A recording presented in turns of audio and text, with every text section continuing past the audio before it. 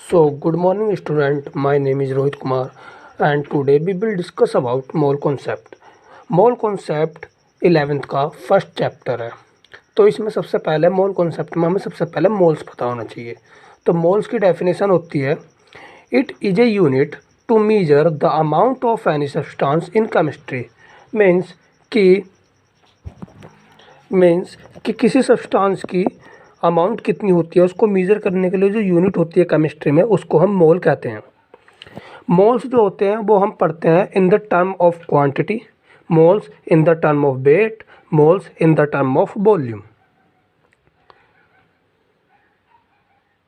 सो first भी पढ़ेंगे mole in the term of quantity. तो इसका फॉर्मूला होता है एक सिंपल सा, mole is equal to quantity of any substance divided by Avogadro numbers. तो एक मोल जो होता है, one mole is equal to होता है 6.022 इंटू 10⁻23 क्वांटिटी के। So it is called Avogadro number, इसको ही हम एवोगाड्रो नंबर भी कहते हैं। फिर उसके बाद हम इस पर एक न्यूमेरिकल सॉल्व करते हैं। न्यूमेरिकल है हमारे पास 0.5 moles of Ca+2 ion present in A given sample.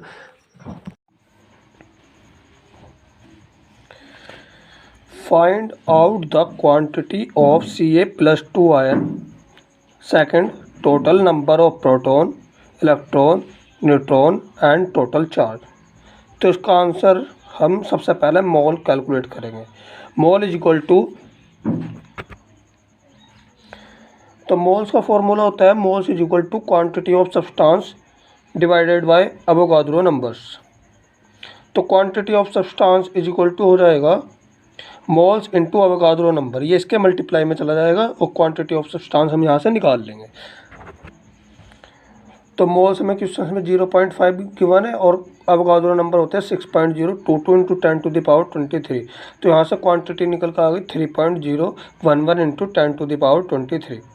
अब total number of proton calculate करते हैं। तो कैल्शियम का एटॉमिक नंबर होता है 20 और एटॉमिक मास होता है 40। तो atomic number is equal to होता है प्रोटॉन। अब इसका एटॉमिक नंबर 20 है तो प्रोटॉन कितने होंगे 20। तो प्रोटॉन होगा इसके 20 and we know that proton is equal to electron. Proton 20, यहाँ पर Ca+2 आयन है तो 20 माइनस 2 इज इक्वल टू 18। अगर यहाँ पर Ca+2 आयन का मतलब है कि इसने अपने 2 इलेक्ट्रॉन लूज़ कर दिए, अदरवाइज ये होता Ca ओनली तो होते 20 इलेक्ट्रॉन, पर इसने 2 इलेक्ट्रॉन अपने लूज़ कर दिए तो यहाँ पर बचे इसके 18 इलेक्ट्रॉन। उसके बाद न्यूट्रॉन, न्यूट्रॉन होता है atomic mass minus atomic number. तो एटॉमिक मास इसका 40 है, एटॉमिक नंबर 20, तो न्यूट्रॉन कितना होगा 20। सो अब हम पर फाइंड करते हैं टोटल प्रोटॉन कितने होंगे। तो टोटल प्रोटॉन कितने थे, यहाँ पर हमने जो प्रोटॉन निकाले थे वो 20 निकाले थे, इसकी मल्टीप्लाई करेंगे हम जो उसकी क्वांटिटी आई है 3.011 इंटू 10⁻23 आयन से। तो हम इसकी मल्टीप्लाई करते हैं तो आता है हमारा total proton 20 into 3.011 into 10⁻23 is equal to 6.022 into 10⁻24। Okay, फिर उसके बाद हम निकालते हैं टोटल इलेक्ट्रॉन। इलेक्ट्रॉन हमारे 18 आए थे तो इसकी मल्टीप्लाई फिर क्वांटिटी से करेंगे तो हमारा आंसर आएगा 5.419 इंटू 10⁻24। फिर total number of neutron same 20 की मल्टीप्लाई 3.011 इंटू 10⁻23, तो ये आ गया हमारा 6.022 इंटू 10⁻24। तो टोटल चार्ज आएगा हमारा, क्योंकि हमने इसके इलेक्ट्रॉन 2 लूज़ करे तो प्लस चार्ज आएगा +2 into 1.6 into 10⁻−19 coulomb into 3.011 into 10⁻23 is equal to +9.6352 into 10⁻4। देखो ये जो चार्ज की वैल्यू होती है ये होती है 1.6 इंटू 10⁻−19 और ये क्वांटिटी की वैल्यू हमारी ये आई है, इसलिए हमारा टोटल चार्ज हो गया +9.6352 इंटू 10⁻4। और नेक्स्ट पढ़ेंगे moles in terms of weight. तो हमारा 1 मोल इज इक्वल टू होता है एटॉमिक मास या फिर मोलर मास। तो हम फिर यहाँ पर मोल से निकाल लेंगे, moles is equal to weight of molecule जो हमें गिवन होगा और डिवाइडेड बाय एटॉमिक मास या फिर मोलिकुलर मास। जैसे कि for example calculate the moles of 1 kilogram NaCl। तो हम कैलकुलेट करते हैं मोलर मास NaCl का। NaCl का मोलर मास होता है 23, Na का और Cl का 35.5 ग्राम। तो इसका टोटल मास हो जाएगा हमारा 58.5 ग्राम। अब हम कैलकुलेट करते हैं moles in terms of weight, अलग अलग एटम्स के या मॉलिक्यूल्स के भी हम तुम्हें बताएंगे। जैसे Ca का एटॉमिक मास होता है 20, इतने ही उसके अंदर हो गए मोल्स। कैल्शियम का होता है एटॉमिक मास 40, तो उसका जो मोल्स होंगे उसमें होंगे 40। सोडियम का एटॉमिक मास 23, तो इसका हो गया 23। इस तरीके से हम निकालते हैं 1 moles of KMnO4 158 gram, 1 mole of H2SO4 98 gram, 1 mole of urea is equal to 60 gram, 1 mole of NaOH is equal to 40 gram, 1 mole of Na2CO3 is equal to 106 gram. ये हम कैलकुलेट करते हैं इन, जैसे कि सोडियम है, इसका atomic weight रखेंगे 23, for example 23 2 है तो इसकी 2 से मल्टीप्लाई कर देंगे, प्लस कार्बन 12 प्लस ऑक्सीजन 16 × 3, तो ये हो जाएगा 46 plus 12 plus 48 is equal to 106। ऐसे ही हम जितने भी कंपाउंड दिए होंगे या मॉलिक्यूल दिए होंगे उनके ऐसे ही हम मोल्स निकाल लेंगे। हम इस पर एक न्यूमेरिकल करते हैं।